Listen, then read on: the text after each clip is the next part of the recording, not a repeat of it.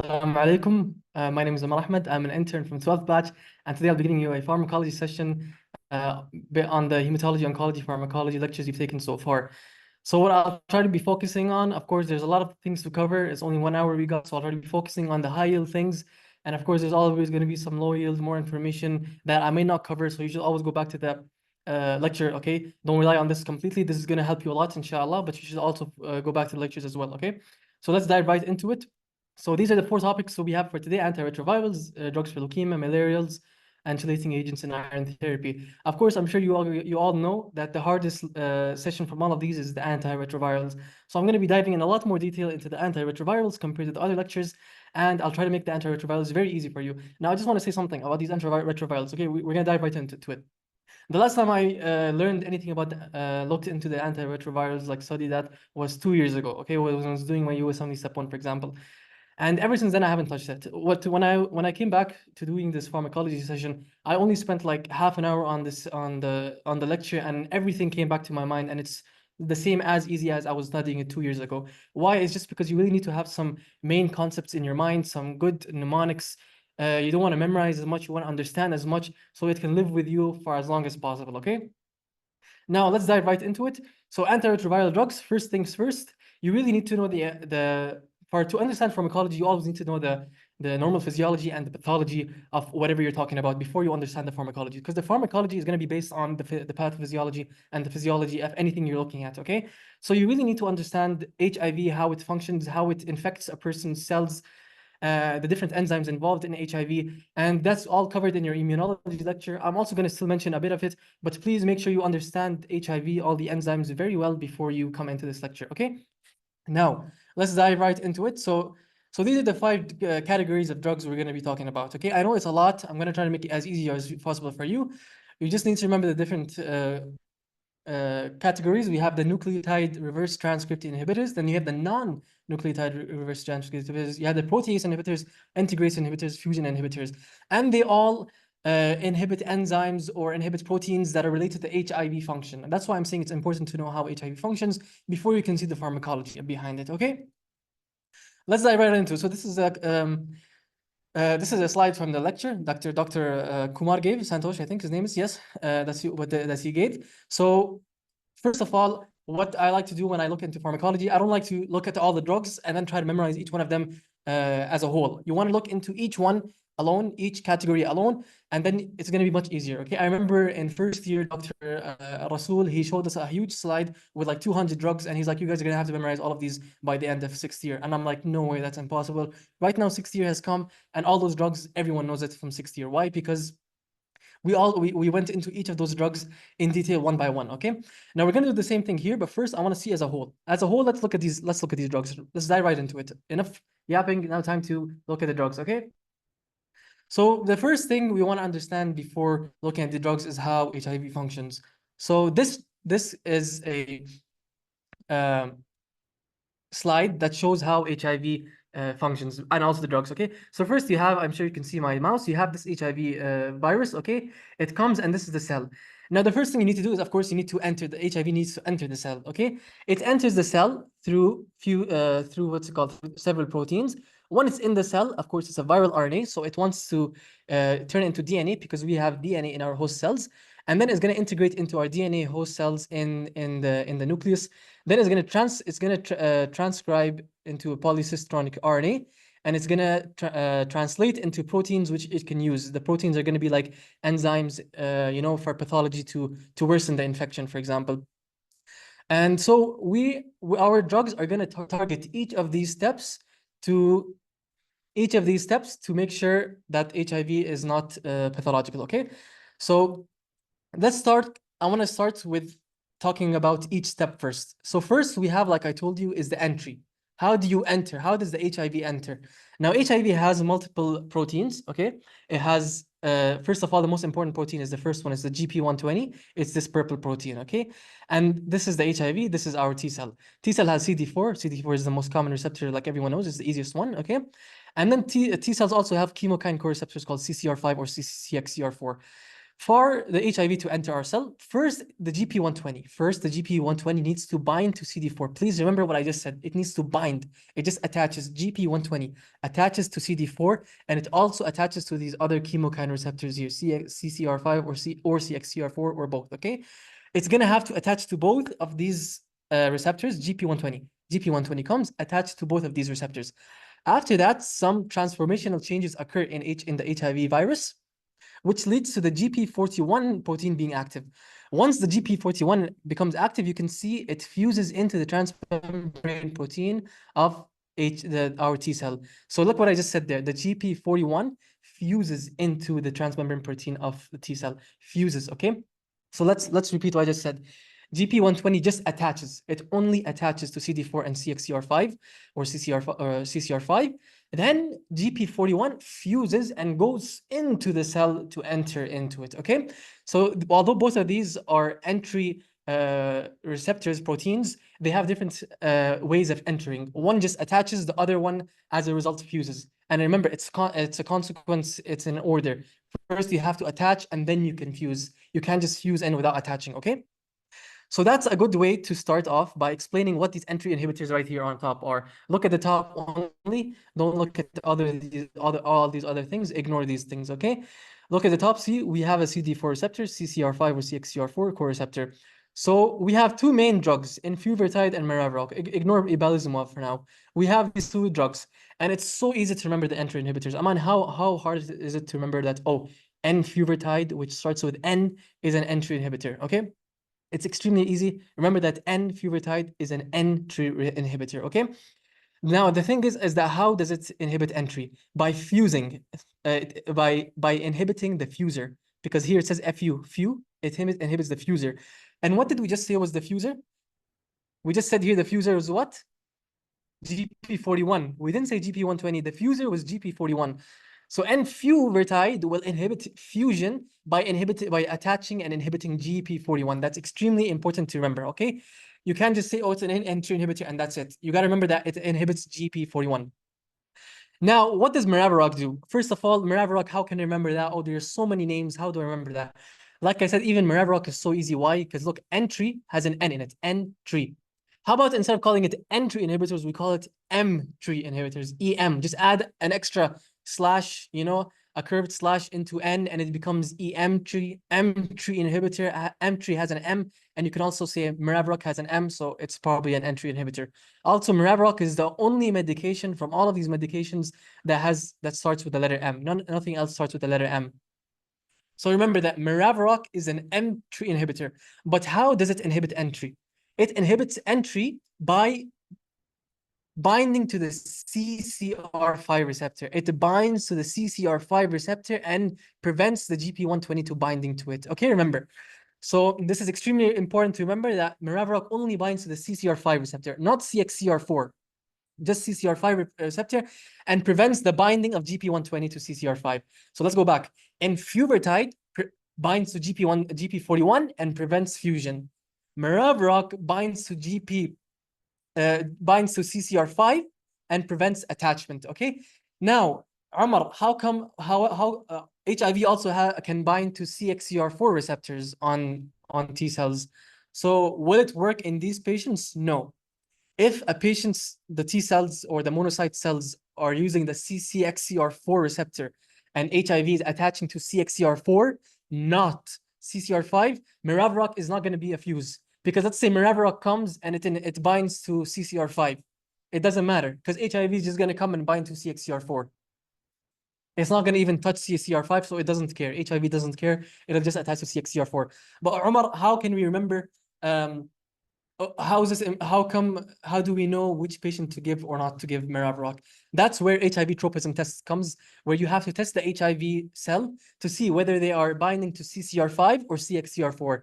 If it is binding to CXCR4, you cannot give maraviroc. Maraviroc is not going to be a fuse. Okay, so that's for entry inhibitors. Entry, enfuvirtide, enfuvirtide inhibits fusion by binding to GP41. Okay, maraviroc, M3 inhibitor, it starts with M. Maraviroc inhibits entry by how? By attaching to CCR5 only. Okay, great. Next, so I'm going to give you some questions. I know this is a pharmacology question session, but I want to explain this very well because this is very important. Next, we have let's look at what happens next after you enter, after the HIV variant fuses into it. What happens? Reverse transcriptase. It is viral RNA is one strand, so it wants to become two strands. It wants to become two DNA strands, like us. Our host cell is two double DNA strand, right? So it will reverse transcriptase into having two strands. And that's where the NRTIs and NNRTIs come in. These are the NRTIs and NRTIs, okay? These ones on the left, okay? So what it does, remember these are the fusion inhibitors, entry inhibitors, just to explain for you guys, okay, later on. So this is the HIV RNA. It comes and it wants to become two different strands. Remember, for transcription, you need an extra strand, right? To copy off cytosine, guanosine, thymine. Remember the CTAG, okay? So if HIV is using this strand, normally, let's say you're not giving any drug. It's going to use this strand, all these cytosines, guanosines, and it's going to come and bind here, nucleotide and nucleosides, okay? Now, what we're going to do is we're going to give something that inhibits this binding process. We're going to give us a drug that it's going to inhibit this transcriptase function. So it's going to be an analog to what already exists. Analog means the same thing, similar, okay? It's going to be nucleoside and nucleotide analogs like thymine, cytosine, guanine, the drugs we're giving. And now, instead of it actually working, now you're not going to be able to create the DNA strand. Why? Because the drug we're giving is not the same as what's already existing in the cell. So HIV is going to come, it's going to take the drug, it's going to think the drug is part of the normal cell, and it's going to make the double DNA strand. But hey, the drug is abnormal, and it's not going to allow it to continue making the double DNA strand. It's going to be fooled, okay? That's how these nucleotide reverse transcriptase inhibitors work. It's a direct competitive inhibitor of the transcriptase enzyme, okay? Reverse transcriptase enzyme. Now, what's extremely important to remember is that these NRTIs, I'm talking about NRTIs, one NRTI requires phosphorylation to become triphosphate. Triphosphate, it needs to become triphosphate, it requires phosphorylation because it's biphosphate and it needs phosphorylation to become triphosphate, okay? Now, so like I said, competitive inhibitors with HIV transcriptase enzymes. Unlike the NNRTIs, okay, they do not require phosphorylation and they're non-competitive inhibitors. Ignore everything, just focus on what I'm pointing out with my mouse, okay? Let's go back to this picture. I just explained to you how the NRTIs and NNRTIs function. But Omar, there are so many drugs, how do we remember them? It's okay. So these NRTIs and NNRTIs, you're going to remember them by a process of elimination. What does the process of elimination mean? It means first you're going to understand what entry inhibitors are, what protease inhibitors are, and what integrase inhibitors are. And then everything else remaining is probably going to be either an NRTI or NNRTI. Why? Because it's much easier to remember what the entry inhibitors, protease inhibitors, and integrase inhibitors are compared to the NRTIs and NNRTIs. So let me explain to you first what the integrase inhibitors and protease inhibitors are first, and then everything else is going to be either an NRTI or an NRTI, okay? So now let's talk about the integrase inhibitors. So let's say, what did I tell you guys? After the random reverse transcriptase, here, look, it's a double-stranded DNA here, right? It's double-stranded here, one-stranded, two strands. Now the two strands is going to come and it's going to integrate itself into the host DNA in the nucleus. This is the nucleus of the host cell, T cell, okay? And it's going to integrate itself. The integrase inhibitors, is it that hard to understand what an integrase inhibitor is? It's going to prevent integration of DNA, the viral DNA, into the host DNA, okay? And what's so easy to remember about the integrase inhibitors is that in Tigra, all the integrase inhibitors have the Tigra. See, they have the Tigra, these five letters in the word as well. So dual Tigravir, raltegravir. So the way you're going to remember these medications are by remembering that it's Tigravir. If you see Tegra in it, it means that this is an integrase inhibitor. That's it. So now we know which medications are entry inhibitors, and we know which medications are integrase inhibitors. Now what do we have left? We have the protease inhibitors, okay? But how do protease inhibitors work? Let's go back to this main. This picture is amazing. Okay, it's from UWorld. This is why I recommend all of you to do UWorld. Okay, now let's say the DNA is happens. It's integrated. The virus is gonna create a polycistronic RNA, and then translation is gonna happen into a polyprotein. Now this polyprotein needs to be broken down into smaller proteins for the HIV to use. These smaller proteins are just going to be other enzymes, like the integrase enzyme, the reverse transcriptase enzyme, other proteins for fusion, etc. And you don't want that to happen. You don't want to give all this food to HIV. You don't want to give them these enzymes for them to work. So what you can do is that you can prevent this polyprotein from dividing into smaller proteins. The smaller proteins are useful, the polyproteins are not useful. So which enzyme does the HIV use to break down the polyprotein into smaller protein? It's called a protease. Remember, protease means like breakdown. Ease always means like amylase, lipase. Remember, they break down bigger things into smaller things. Protease is going to break down protein into smaller more proteins. Now, how do you remember protease inhibitors? Okay, look at these protease inhibitors. We already did entry inhibitors. We did integrase inhibitors. Tegravir, and FUMA. Now we're looking at protease inhibitors. When you say prot, when someone tells me prot, P-R-O-T, there are two things that come to my mind. In general, like I'm just living life. Someone tells me protein, and proton. That's the things that come to my mind, not protease. Okay. So just remember that protease has protein in, remember the N is extremely important, or proton. Now, if you look at these, I'm sorry, I keep going back and forth, okay? Look at these drugs. They all end with Navir, Navir. Look at all these other drugs. Do any of them end with Navir? This ends with Ravir. It doesn't end with Navir. No Navir here, no Navir here, Navir here. You got to remember that protease, protein, it ends with an N, so it likely has an N in it. So protonavir. Navir. Okay, just remember that. It's extremely important. Just remember the Navir in it. Okay, I'm not saying Avir. I'm not saying AVIR. I'm saying Navir with an N. Why? Because you'll see there are other drugs here with Avir. This also has Abacavir. It doesn't, but they don't have a Navir. Okay. The doctor also uses an like a saying in his lecture called "Never tease a pro." Never tease a pro. Okay, that's protease inhibitors. So great. Now we got the entry inhibitors, we got the protease inhibitors, and we got the integrase inhibitors done. Let's go back a bit, okay? The integrase inhibitors, we said they have Tigra in it. Protease inhibitors end with Navir. Entry inhibitors, Enfu and Maraviroc. M3. Easy. Now what's left is going to be either an NRTI or an NNRTI. You see how I use the process of elimination? What's left? So if you see an HIV question and there are 5 different medications, what you want to be looking for are these things. Does any medication have a Tegra in it? It's probably an integrase inhibitor. Does any medication have a Navir in it? It's probably a protease inhibitor. Does any medication have an N-Fu? It's probably entry. Maraviroc, it's probably entry.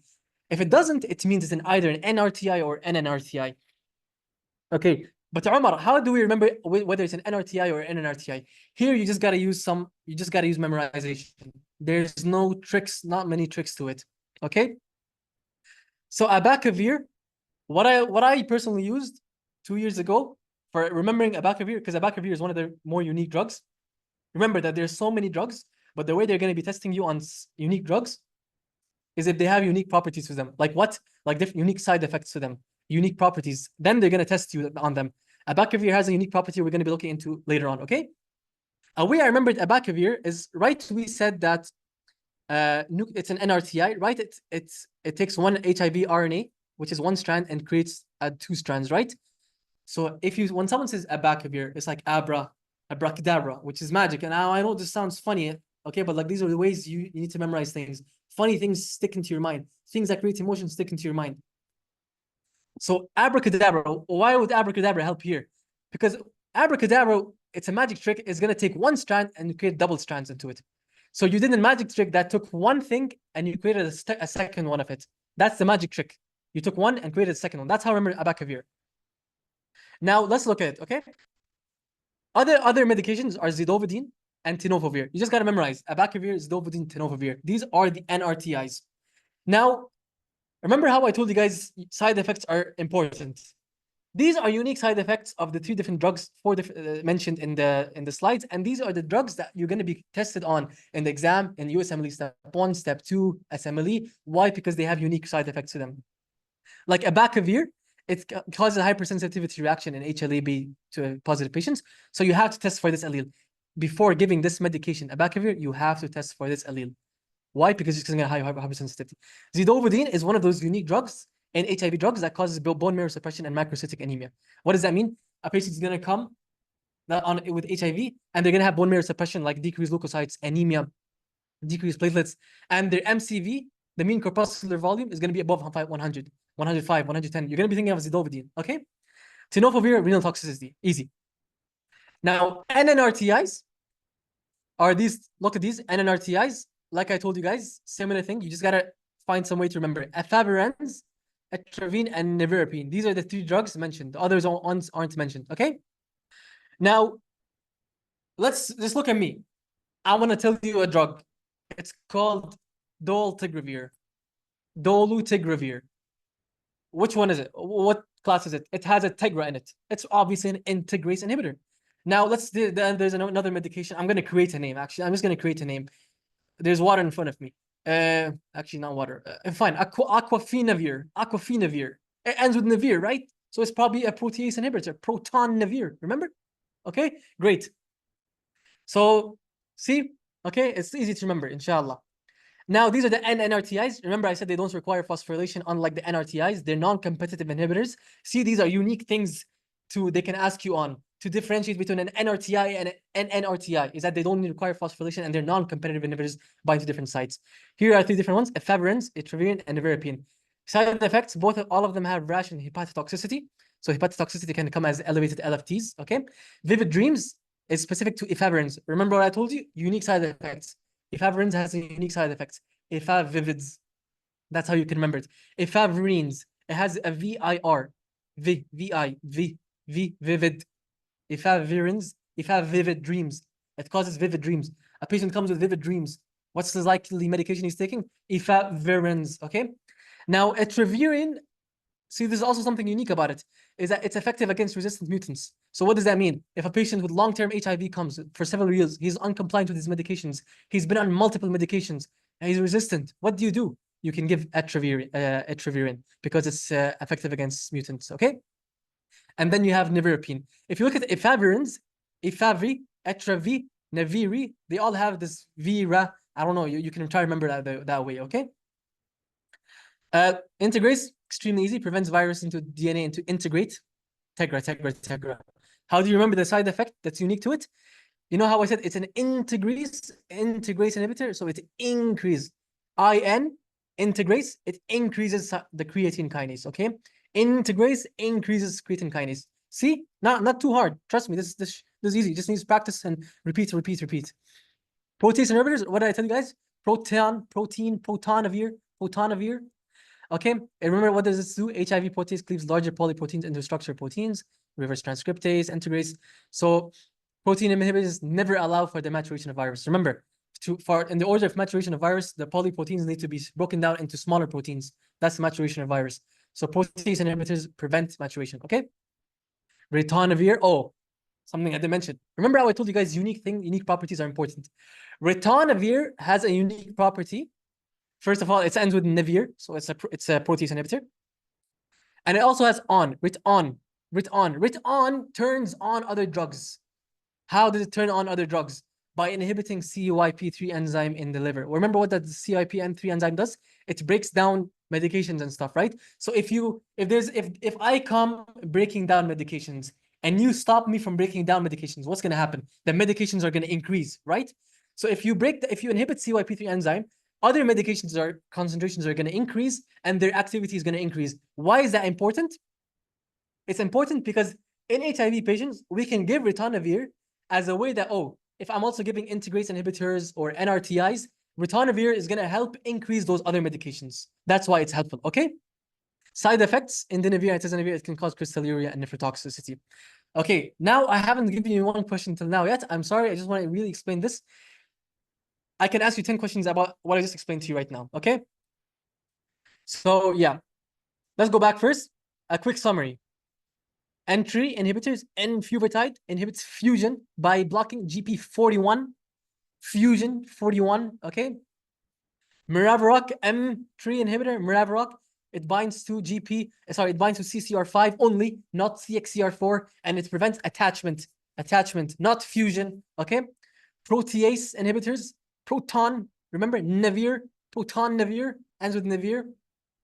Integrase inhibitors, increases CK enzyme and has a TIGRA in it, so dolutegravir, okay? NRTIs, remember, you gotta remember abracadabra. Abracadabra is an NRTI because it duplicates 1 into 2. You also have tenofovir and zidovudine. Look at this. Abacavir, hypersensitivity reaction. Zidovudine, bone marrow suppression and macrocytic anemia. Tenofovir, renal toxicity. NRTIs, efavirenz, vivid dreams. Efavirenz, vivid dreams. Itravirine is used for mutant. Nevirapine, I mean, you know what? Actually, this just came to my mind. Nevirapine has an N, right? So it's and there's no other medication and the entry inhibitors, protease inhibitors, and integrase inhibitors that has an N in it. So if it has an N here, it's either an NRTI or NRTI. And you just remember that nevirapine is an NRTI, okay? Great. So you coming on spot. Like this is the same things you guys can do. Okay? Now let's dive into questions. Sorry for the too much information. Great. Oh, I just give you the answer. Great. Let's read this question. You can pause here, read the question. I'll give you 5 seconds. Yeah, I'm sure you paused. Okay, let's go back. 45-year-old diagnosed with HIV. The viral isolates are found to have a mutation in the variable region of the N gene, which makes the virus capable of infecting T cells with a CXCR4 receptor, but infection of cells with a CCR5 receptor is insufficient. Now, first of all, I just want to say, I gave you this mutation in the variable region of the N gene. This is just to confuse you. This is just to complicate questions, to make it harder for you. This is what doctors do. This is what boards do. They give you extra information that's useless. In the end, what is it saying?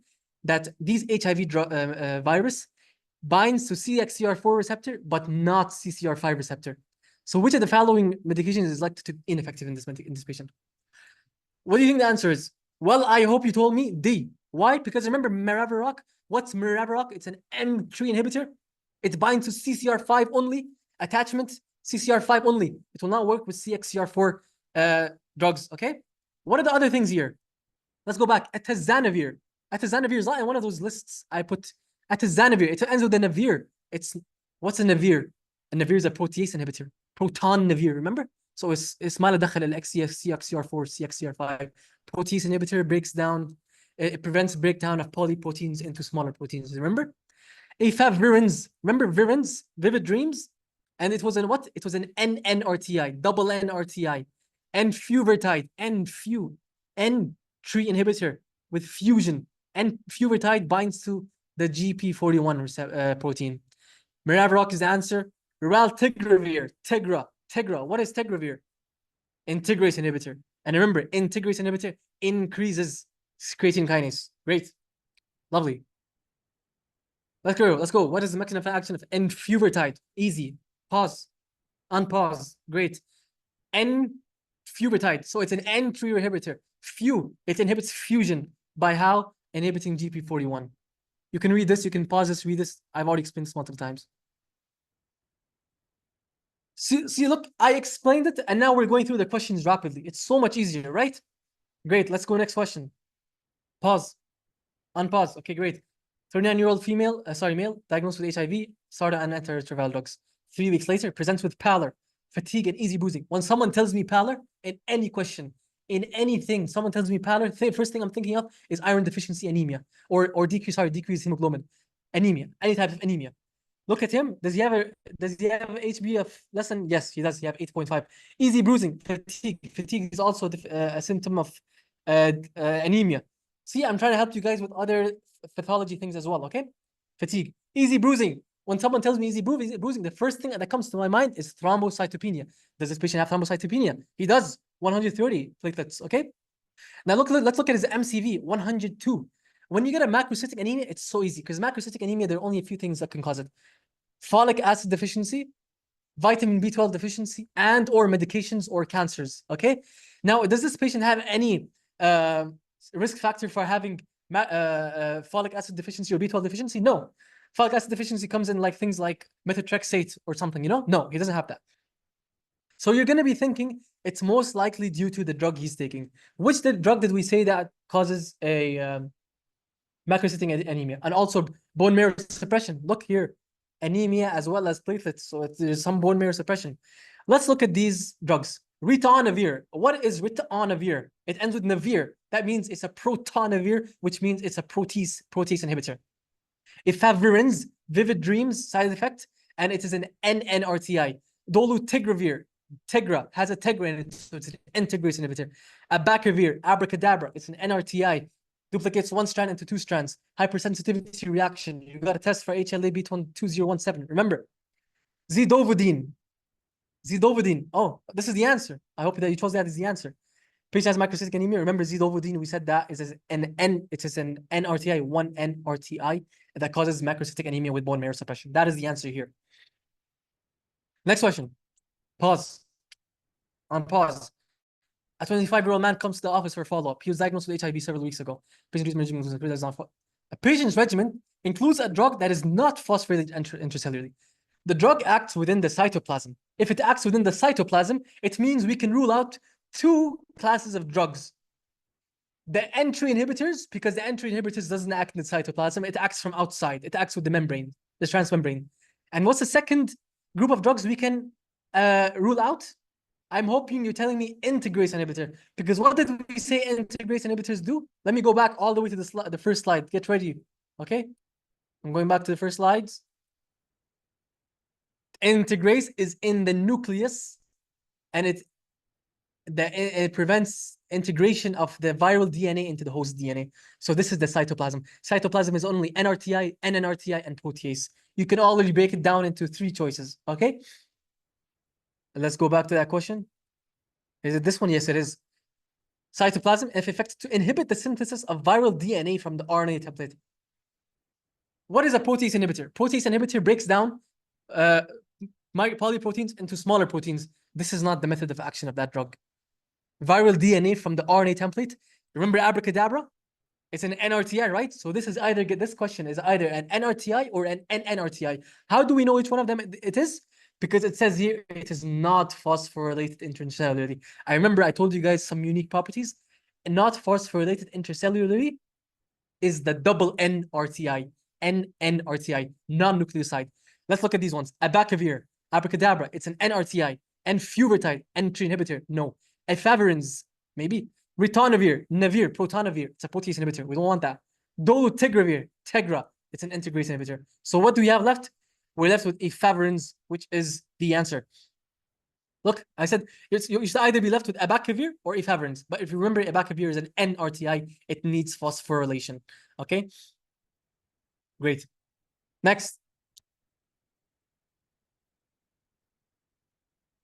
Okay. HLA-B57 positive. Which medication is contraindicated? Don't remember? I told you if a medication that's contraindicated in these patients because it leads to hypersensitivity reactions. Let's go back to the drugs. Let's go back to where I said that. Here, I said that right here. NNRTI side effects, abacavir hypersensitivity reaction. So the answer is abacavir. Okay, easy peasy Japanesey. Yeah, that's it.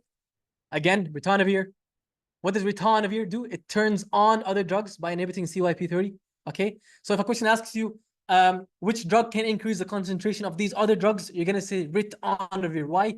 Because ritonavir turns on these other drugs. Great. Great. Zidovudine, remember, bone marrow suppression, vivid dreams, Tegrase. Great. Let's go. Here's a conclusion. NRTI and NRTI both inhibit DNA synthesis from RNA template. You can just read this yourself.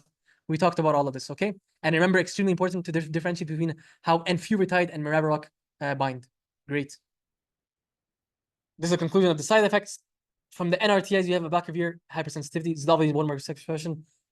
You have these, you can pause and you can read this, okay? Remember, renal toxicity, you're going to be thinking of tenofovir or indinavir, atazanavir. Okay, great. Next, drugs for leukemias. Leukemias, it's pretty easy, honestly. It's kind of a similar thing. You can think of it as a similar way to HIV, okay? They each have their own class. Each are going to have their own mechanisms of action. Each of them are going to have their own unique side effects and mechanism of resistance, okay? So like I said, I just said that. So first, I want to explain a bit. I want to give you a quick summary explanation before we dive into the questions. These are the multiple, like I said, there are so many drugs. I'm going to mention the most high-yield drugs.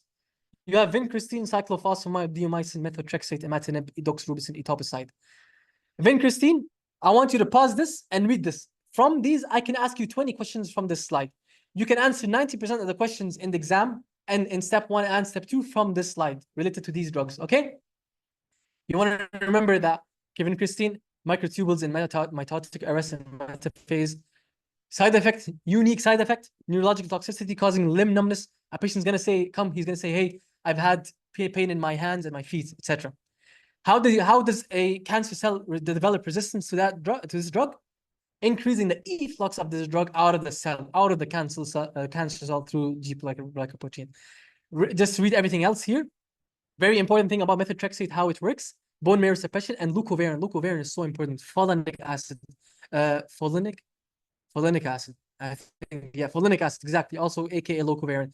This thing is so important, by the way. Like, I've been to oncology clinics, they give this medication to patients on methotrexate.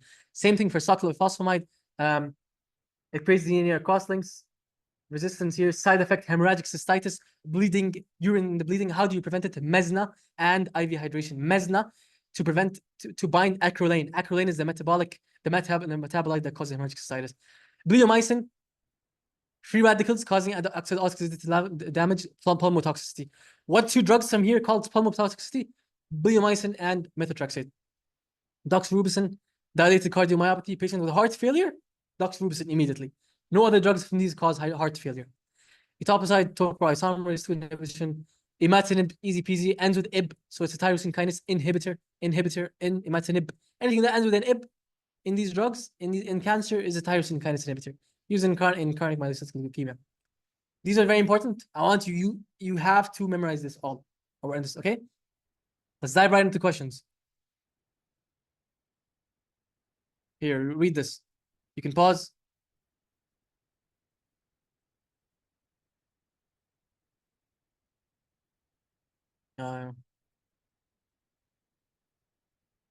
Great. Oops. Oh yeah, there's the answer. I'm trying to go back. Okay.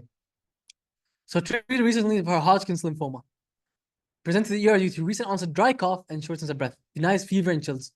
When someone comes with cough and it's dry and they don't have fever, you're less likely thinking about infection. Infection comes with productive cough, a greenish cough, and fever and chills. Here she denies both of them. So you're going to be thinking of other etiologies. Normal vitals and dry inspiratory crackles on chest auscultation shows bilateral lung infiltrations. And she was recently diagnosed with Hodgkin's lymphoma and is being treated for it.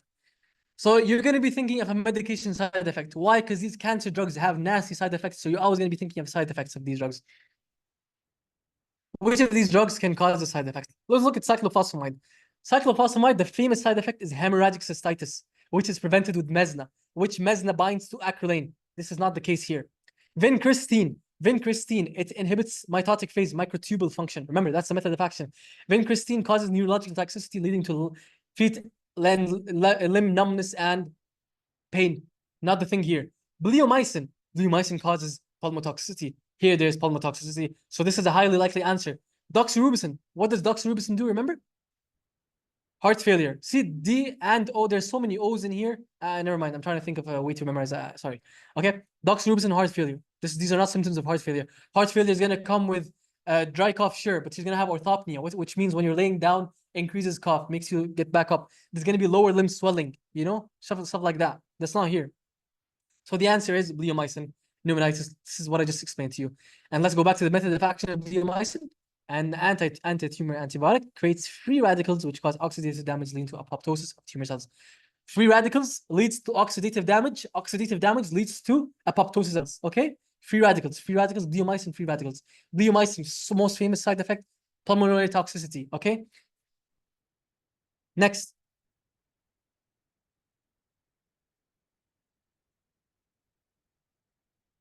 Okay. This patient's coming here.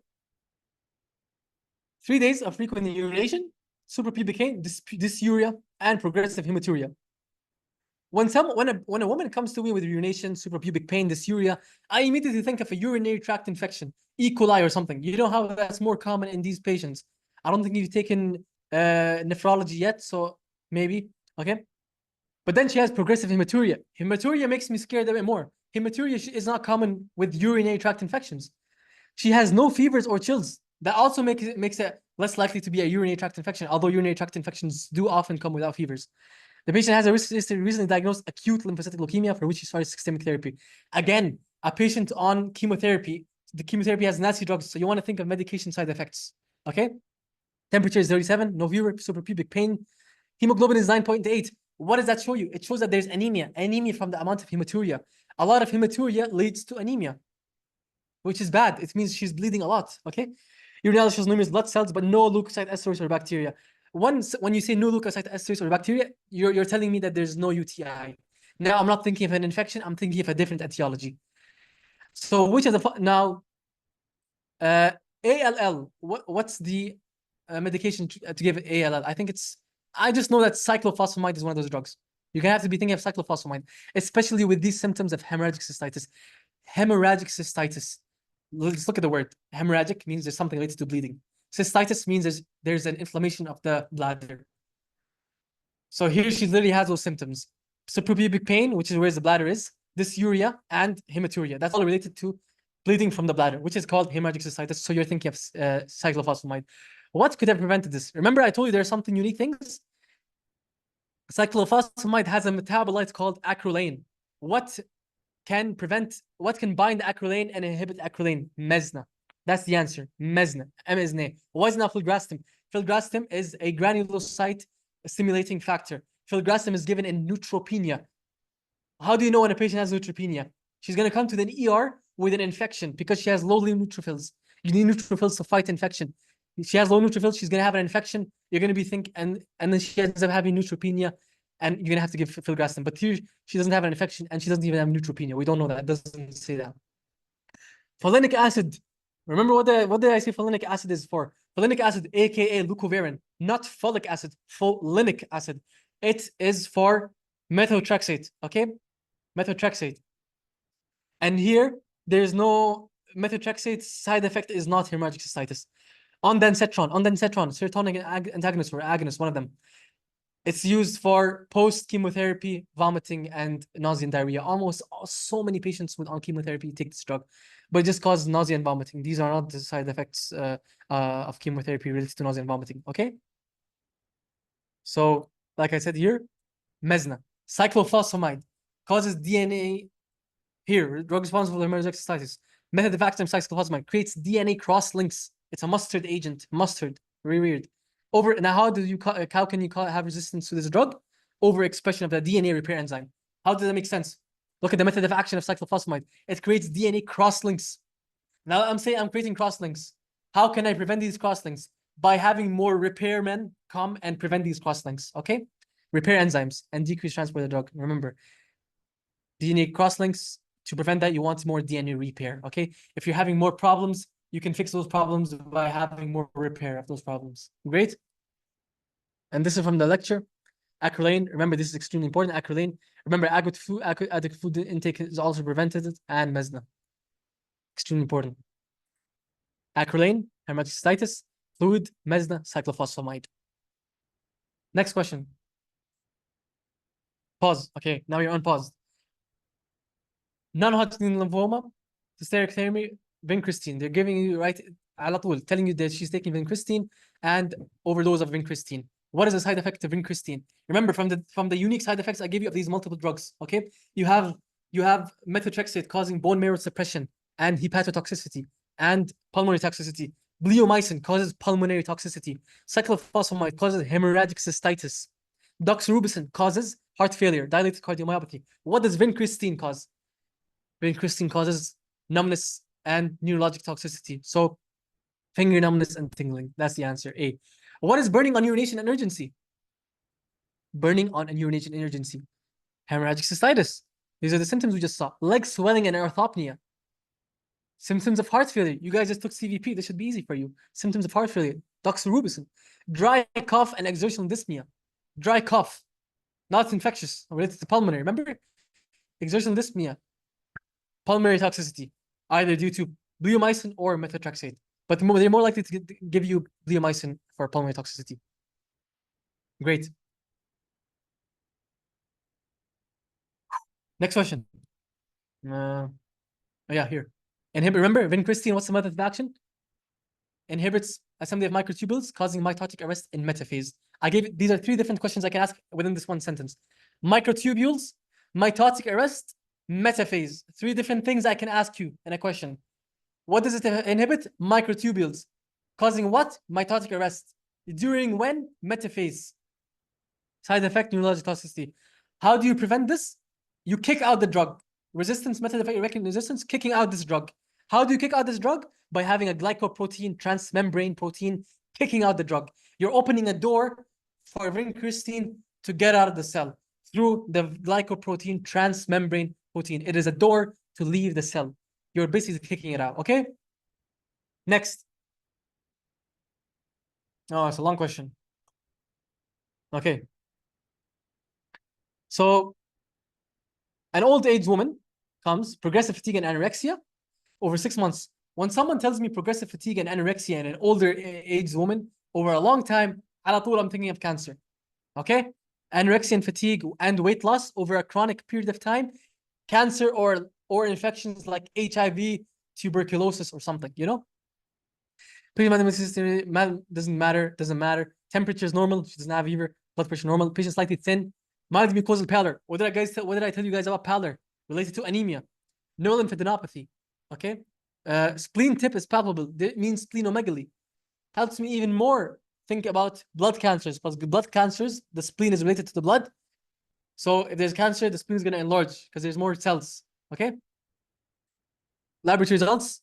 Hemoglobin is low. Platelets are normal. Leukocytes are extremely high, 42,000. Now, I give you the answer there. It's okay. When a leukocytes are extremely high, you're thinking of two things: infection or cancer. However, it tells you, I didn't put it here. Leukocytes, yeah, okay, great. Now it tells you the fluorescence in situ hybridation, which is FISH, FSISH, revealed an abnormality in chromosome 22 and a defect in the BCR-ABL gene. This is the Philadelphia chromosome. Defect in the Philadelphia chromosome, when someone tells me defect in the Philadelphia chromosome in an elderly woman, chronic phase, with these symptoms, على طول I'm thinking of chronic, what's it called? Myelocytic leukemia, CML. How do you target CML? CD20 antigen? No, that's rituximab. Folic acid metabolism, that's methotrexate, not used in CML. Retinoic acid receptor. Have you guys heard of that before? That is used in acute promyelocytic leukemia, which has a translocation between chromosome 15 and 17. It has our rods in on the blood smear. Remember those? You will see a huge cell, a leukocyte, and it's going to have those pink purple rods. Those are our rods. That's retinoic acid receptor, which you give the transretinoic acid something drug, vitamin A derivative. Now, the answer we're left with is tyrosine kinase. CML, you want to inhibit tyrosine kinase by giving the medication imatinib. Here, look. So remember, why do I think this is chronic leukemia? Due to the chronic timeline, 6 months, the symptoms she has, you know, no lymphadenopathy, just a spleen tip. Splenomegaly is common in CML. And then high leukocyte count, and then especially the FISH chromosome 22 defect and BCR-ABL. This is all related to CML, okay? This is also pathology related. You need to remember this. Next question.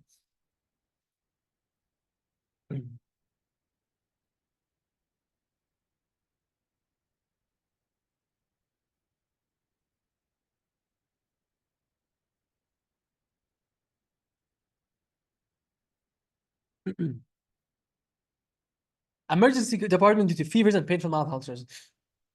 Fever. What does fever make you think of? Infection. Painful mouth ulcers. Okay. What does painful mouth ulcers thing make you think of? Degradation of the cells in your mouth, intestine, etc. Because these are rapidly dividing cells, right? If you bite your tongue or if you bite your cheek, inner cheek while eating, how long does it take to recover? A few days ASAP. That's a rapidly dividing cell. Chemotherapies usually affect rapidly dividing cells like hair, skin, blood cells. These diarrhea. How does it cause diarrhea? By infecting intestinal cells. These are rapidly dividing cells.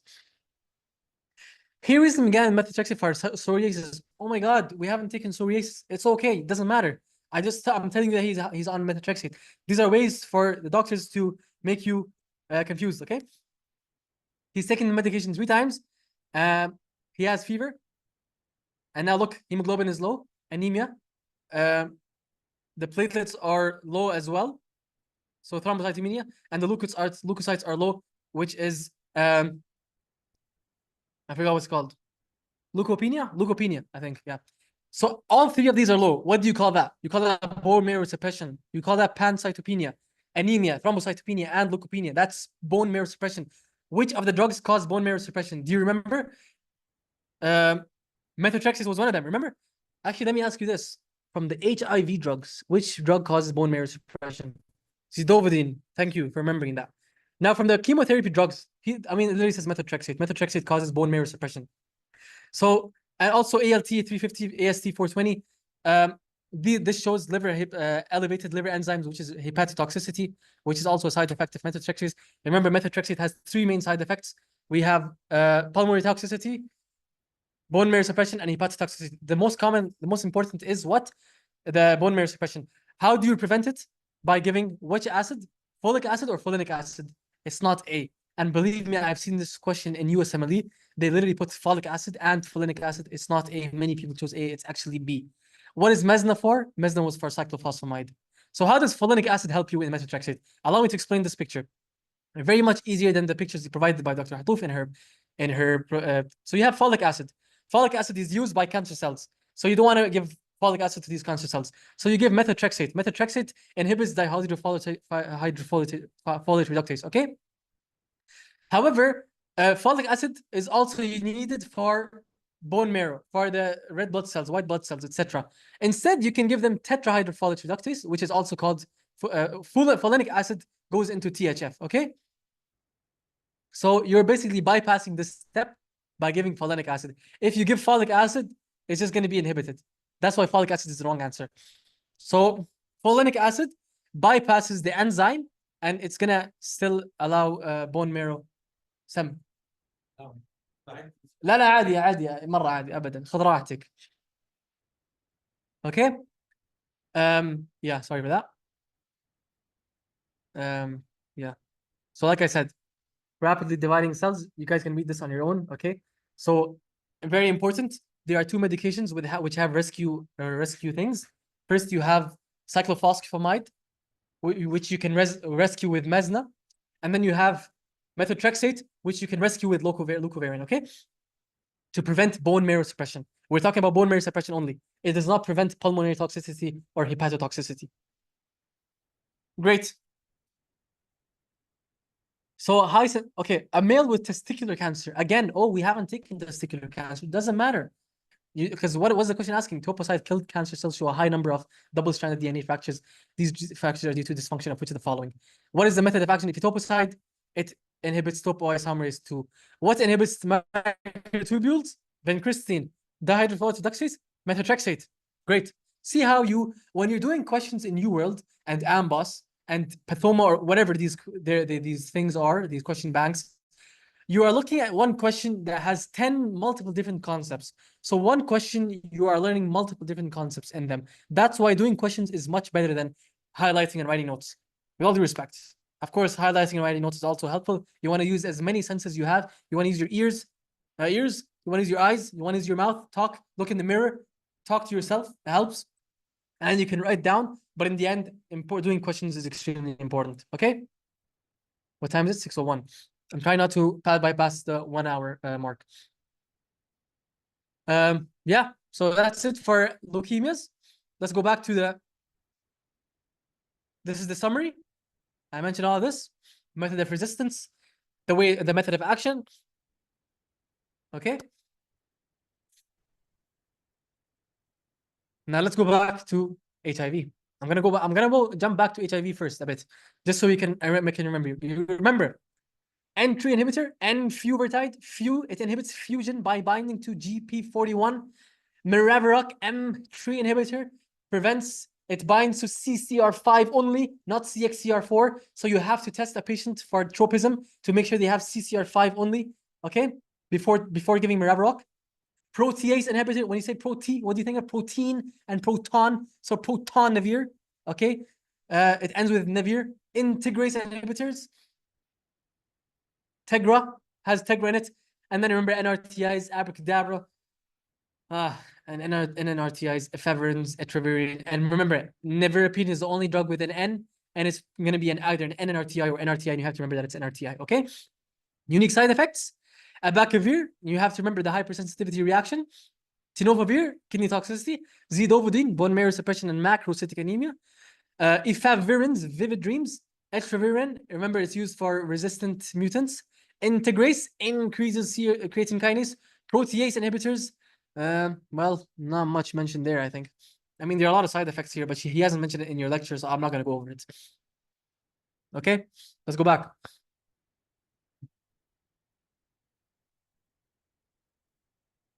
Malarials, great. Let me give you a quick introduction to malarials first. Pathogenesis, remember. Plasmodium, Anopheles mosquito. Remember, Anopheles mosquito is important. You can get that as a question in OSCE. The clinical features, periodic. Why periodic is extremely important. Malaria causes fevers every 2 or 3 days, not every day, maybe every day, depending on how severe it is. A patient's gonna come, he's gonna be like, hey, I have fever for every like 3 or 4 days. It's weird. Why am I getting these cyclic fevers? You're gonna be thinking of malaria. Complications, protection, prevention. I'm saying prevention. I'm not saying treatment. Remember, prevention means you're giving prophylactic drugs. Like if I want to go to Africa right now, West Africa, let's say if I want to go to Congo for humanitarian, with an NGO, okay, I'm gonna have to take one of these medications, okay? It's like a vaccine. So what do you want to know about malarial drugs? In malaria, we want to know about uh, the mechanism of action. It's easy. Drugs for prophylactic prevention. How resistance happens. I mean, yeah.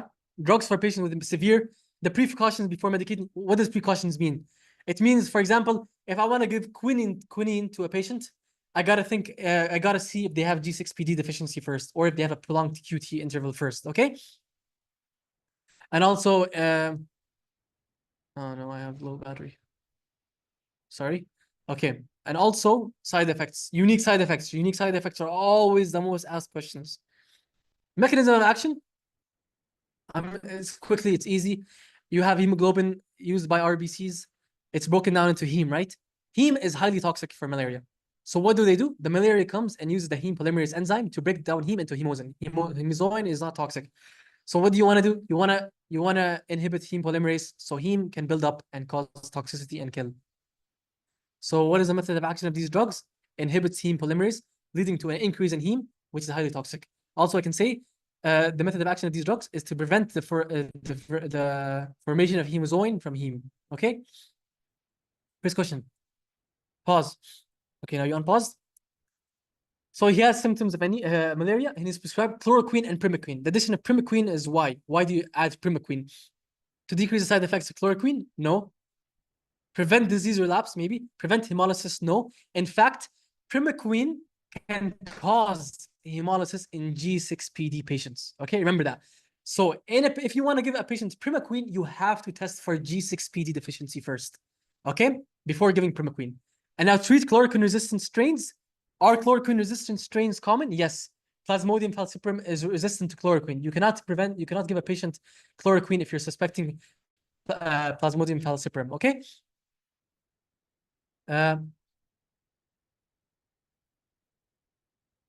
So the answer is B, which is prevent disease relapse. How does that happen? By killing hypnozoites. Okay, these are all things I mentioned. You can pause that to read it. Now, how does this happen? These are the slides from your lecture. So the Anopheles mosquito comes. Remember, I told you guys have to understand this from microbiology. Hypnozoite is a dormant form in the liver. If you can treat the patient, he's gonna feel much better. Suddenly, 3 months later, he's gonna have a relapse of the patient. Why? Due to the hypnozoites coming back into the blood cells. Okay, So what do you want to do? You want to eradicate these hypnozoites. How do you eradicate the hypnozoites? By giving primaquine. Okay, you can read this all. Extremely important. Extremely important. This is definitely asked in USMLE questions, SMLE, UK questions, Canadian anything.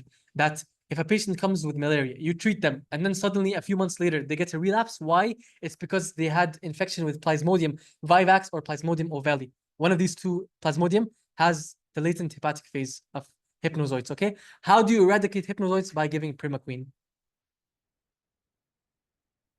Next question. Now this patient, it says she has Plasmodium species in her drugs, in her medication, and she has a history of Central Africa. So you're going to be thinking of endemic infections. Okay. Sweating and high fevers. and a seizure. A seizure is not something normal, especially if this is a reverse seizure. She has shock. She's in shock. 85/60. Yellow eyes means jaundice. Anemic. Blood glucose extremely low. Hypoglycemic. Acidotic. Okay. What does this mean? It means that the infection is severe, extremely severe. In a patient with severe infection, okay, let's say you go to the hospital. Let's say you are a random patient, la samahullah, you have severe pain after a tooth extraction, extremely excruciating pain, and you go to the hospital. Are they just going to give you like Panadol with extreme pain? No, they might give you something more stronger or a high dose or something. Same thing here. With severe infection, you got to give the big guns, which is IV artesunate, okay? This is a severe form of infection because of these different features in this patient. She has hypotension, jaundice, anemia, hypoglycemia. These are all symptoms of a severe infection in malaria. And to treat severe infection, you give IV artesunate. Especially a hint here is that it's IV. Everything else here is oral, which you're not going to give in severe infection, okay? IV artesunate, this is from the lecture, treatment for choice of source for severe malaria. So a patient comes to you with severe malaria, what do you want to give? IV artesunate. Why not artemisinin? Because as it says in the lecture, although it can kill falciparum, it's only given in uncomplicated falciparum malaria. Next question. So anti-malaria drug that causes these side effects. Remember how side effects are unique side effects? Headache, tinnitus, vomiting, dizziness, and blurry vision. These are all synchronism, okay? Group of adverse effects including nausea, dizziness, headache, tinnitus, and visual changes. And you want to, it's one of the side effects of prolonged use or high dose. So synchronism is tinnitus. Remember, tinnitus does not always come.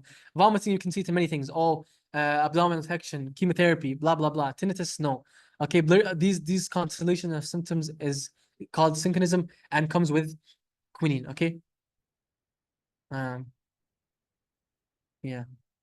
Quinine. I think I wrote quinidine. It's quinine. Okay. Next question. So Plasmodium, again, she has malaria before giving quinine. Remember how I told you there are, what did I say in the beginning of this lecture? I told you precautions before medicating. I told you before giving quinine, you have to think about G6PD deficiency. Another thing also before giving quinine is an ECGY to check for QT prolongation. QT, you just did CVP, you should know what QT prolongation is. So you want to check for the QT syndrome before giving quinine because that can lead to an arrhythmia. It can lead to torsade de pointes and the patient can die, okay?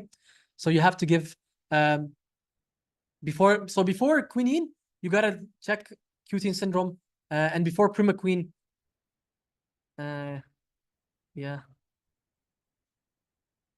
So this is just a summary, okay? Malaria prophylaxis, quinine, chloroquine, mefloquine, quinine, disoxycycline. Yeah, you can just read this, okay?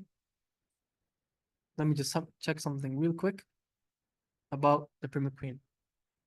Now let's talk about hematinics. Wait 1 second.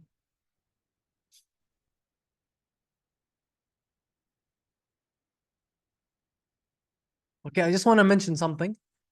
So the G6PD deficiency, although it happens in, so look, prevent hemolysis, primaquine is contraindicated in G6PD. Although it can also happen in quinine, for your lecture, just remember that it's more important for primaquine. So if you get both questions, remember primaquine. Primaquine, G6PD, quinine, QT prolongation, okay? Even quinine has the letter Q, so you can remember QT prolongation, okay? Remember, quinine, Q, QT prolongation. Primaquine, G6PD. Primaquine, G6PD, see? The letters, just look at the letters. Primaquine has a P, so you want to look for G6PD. Quinine has a Q, so you want to look for QT prolongation, okay? Now we're on to the last lecture, which is related to chelation and iron therapy. So let's say this patient, diabetes, end-stage renal disease on hemodialysis, anemic, low hemoglobin, and an MCV of 85, which means it's a normal MCV.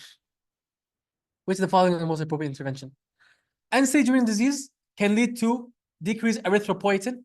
Decreased erythropoietin can lead to normocytic anemia, which is here. So how do you treat this? By giving erythropoietin, okay? See, patient with advanced chronic disease and hyperproliferative anemia due to decreased erythropoietin production. Erythropoietin stimulates the production of RBCs in the bone marrow. Without that, you will have less. You will have smaller. You will have normal chromic anemia. Okay. Goal hemoglobin is typically 10 to 11. Why is that important? Remember, erythropoietin, you don't want to give it reach 16 hemoglobin. It's going to have a lot of side effects. When you're giving erythropoietin, you want to keep it at a max of 11.5. Okay. You'll see why soon. Blood transfusion, you only give that in like severe cases, like a trauma case, shock, he's hemorrhagic shock, his hemoglobin is below 7, he's symptomatic, then you give blood transfusion. Blood transfusion is almost always the wrong answer in these anemia questions. Why not folic acid supplementation? Folic acid supplementation will be with the patient, if he has a folic acid deficiency, he will have an MCV of above 100. Here the MCV is not above 100, it's 85. Also, does this patient have any risk factors for having folic acid deficiency or vitamin B12 deficiency? No. Folic acid deficiency, remember, methotrexate use. So that's when you give folinic acid, remember? Not here. Or alcoholism, for example. Or, iron supplementation. You might think of iron deficiency anemia, but that would come with a decreased MCV, okay? Like this is from your lecture. A normocytic would have renal disease. Iron deficiency would have decreased MCV. So if the same patient came with a decreased MCV, like 73, you can say that he might have iron deficiency anemia. Give him iron supplementation, okay? We're almost reaching the end. Read this. So a patient with end-stage renal disease on hemodialysis, okay? And he's receiving treatment with erythropoietin. Erythropoietin treatment, initially he had 8 grams per deciliter, and now it's reached 14. Is that good or bad? That's bad. Remember what we just said before? We said that we only want to reach it for 10 to 11, okay? So reaching 14 is not good. Why? Because it has side effects. What are the side effects? Hypertensive crisis. As you can see here, the blood pressure is 210. Bilateral retinal hemorrhages due to increased hypertension. And so hypertension leading to hemorrhages and also he has a hypertensive. So basically this patient has a hypertensive crisis. He has an headache, nausea, and vomiting. So he's a lot of vomiting and stuff, okay? So what was the cause of this condition? Erythropoietin therapy. Because why? Because erythropoietin, you can see here, jumped from 8 to 14. That's too much.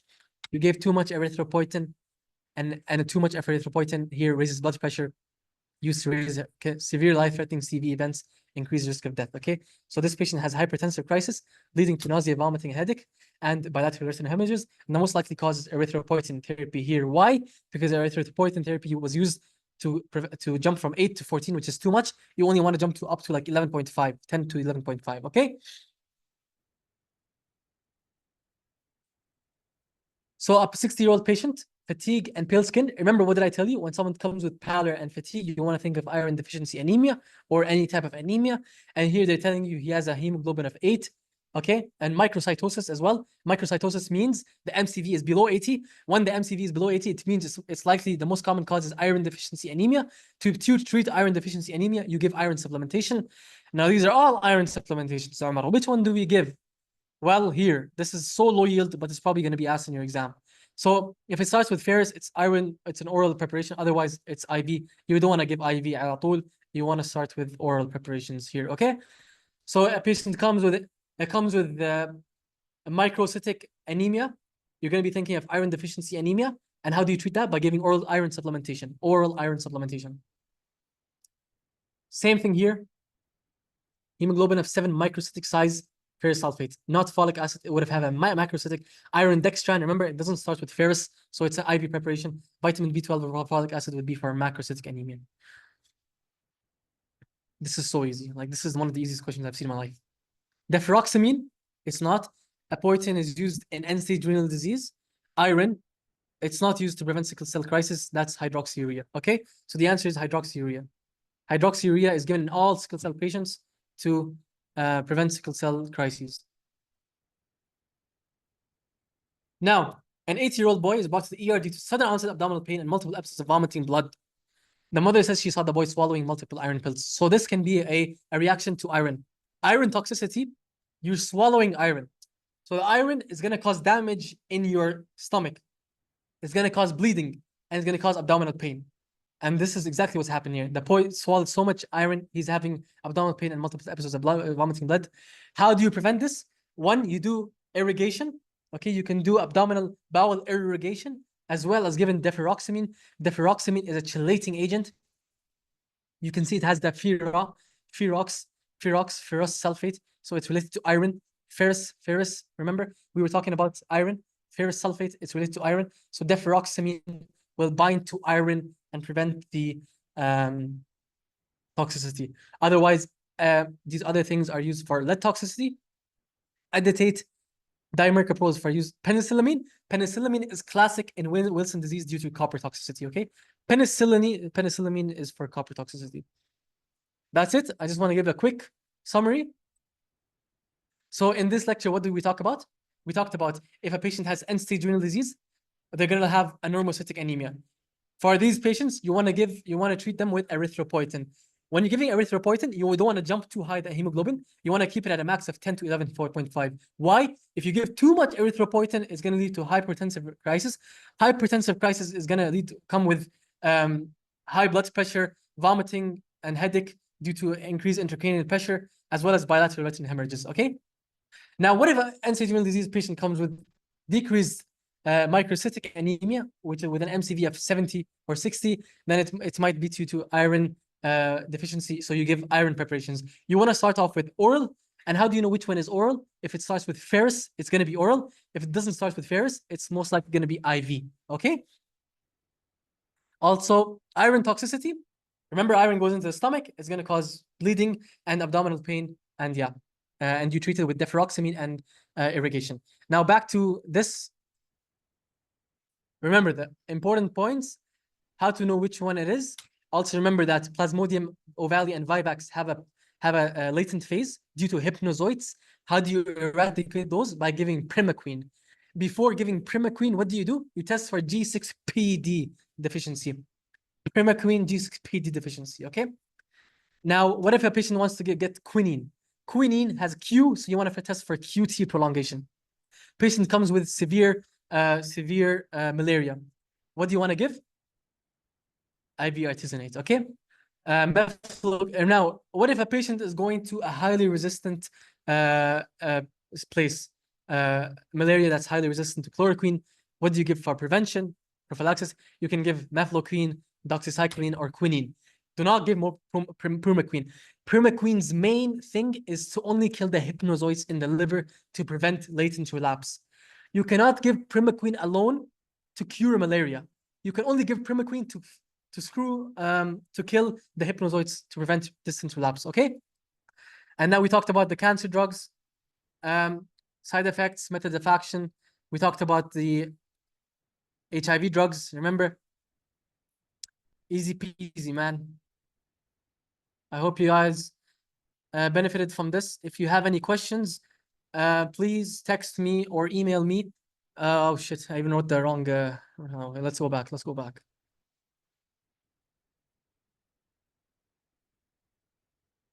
Hello?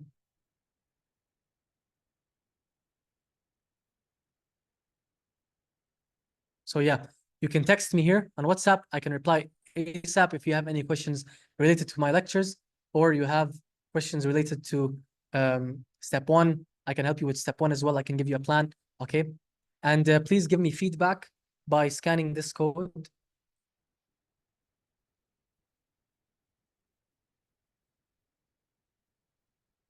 Please give me feedback, whether it's bad or good. I don't mind. I would highly appreciate any feedback, criticism to improve my next session, and anything I did well so I can know what I should continue with for in my next sessions as well. Some things I can improve on, some things I should keep. And that's it. Thank you very much for seeing. Remember that that's it. Please you can email me here or text me on the correct number. It's 053-851 224. Okay. That's it. Thank you very much. Good luck in your exam. I hope I helped you guys. Maas salam. Peace out.